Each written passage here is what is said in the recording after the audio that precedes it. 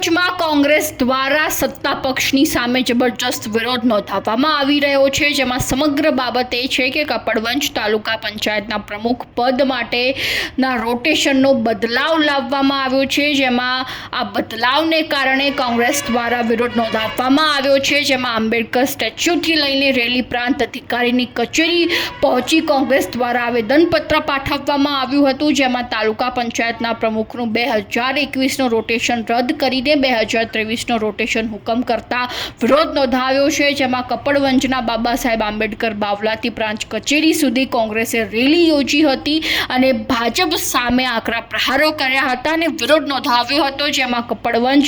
ખાતે કોંગ્રેસ દ્વારા પ્રાંત અધિકારીને આવેદનપત્ર પાઠવવામાં આવ્યું હતું અને કપડવંજ તાલુકા પ્રમુખના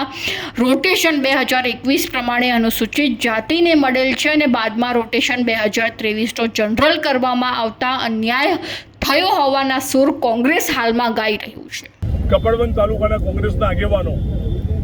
જેમાં મારી સાથે આપણા માજી ધારાસભ્ય કાળુજીભાઈ છે, આપણા તાલુકા પંચાયતના માજી પ્રમુખ નીતિનભાઈ છે, તાલુકાના કોંગ્રેસના પ્રમુખ ભાઈ રંગેશજીભાઈ છે, તાલુકા પંચાયતના ચૂંટાયેલા બધા જ સભ્યો અહીંયા હાજર છે. એમના વણકર સમાજના આગેવાન પણ અહીંયા ઉપસ્થિત છે. આવા અનેકવિધ આગેવાનો, બહેનો, કાર્યકર્તાઓ સાથે અમે લોકો આજે મામલતદારને અને પ્રાંતને આવેદનપત્ર આપવાના છે. આ આવેદનપત્ર આપવાનો મુખ્ય હેતુ એટલા માટે છે કે આપને ખબર છે કે આ વખતે કોંગ્રેસની સીટો ઓછી 6 આવી હતી, પરંતુ કોંગ્રેસની જે અનામત સીટ હતી જે જિલ્લાની, એમાં કોંગ્રેસ જીતી હતી અને 21ના નોટિફિકેશન પ્રમાણે એ બહેનને તાલુકા પંચાયતના પ્રમુખ બનાવવા પડે. એની વાત હું આપને બધાને પણ અભિનંદન આપીશ કે મીડિયાના મિત્રોએ, છાપાના મિત્રોએ બધાએ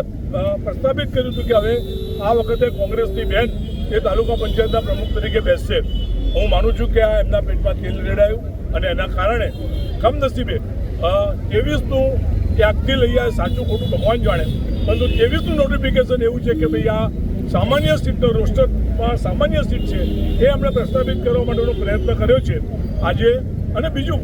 કે મૂળ કપડવંજની અંદર 17ના નોટિફિકેશન તમે જુઓ તો અનામત નથી, આ 21ના નોટિફિકેશનમાં અનામત નથી, આ 23નું નોટિફિકેશન કદાચ સાચું છે એમાં પણ અનામત નથી. એનો અર્થ કે કપડવંજ તાલુકામાં અનામતને લાભ મળે જ નહીં અને હું માનું છું કે પ્રક્રિયા ખોટી થઈ રહી છે. સરકારે હજુ પણ સમય છે, ચૂંટણી ઇલેક્શન થતાં પહેલાં આ રોસ્ટરનો અમલ 21 પ્રમાણે કરવો જોઈએ એવી અમારી માગણી છે અને લાગણી છે અને એટલા માટે જ અમે ખાસ આવેદનપત્ર આપવા જઈએ છીએ, કારણ કે નહીં તો ક્યારે પણ અહીંયા અનામતનો લાભ મળશે નહીં અને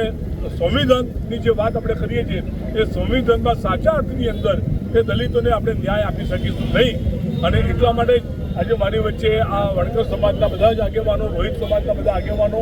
અને કોંગ્રેસના આગેવાનો એટલા માટે જ અમે જોડે રહ્યા છે કે ભાઈ તમારે અને રાજકીય મુદ્દો બનાવ્યા કરતાં સંવિધાનને ધ્યાનમાં રાખીને અહીંયા અનામતનો રોસ્ટર પ્રમાણે લાભ આપવો જોઈએ.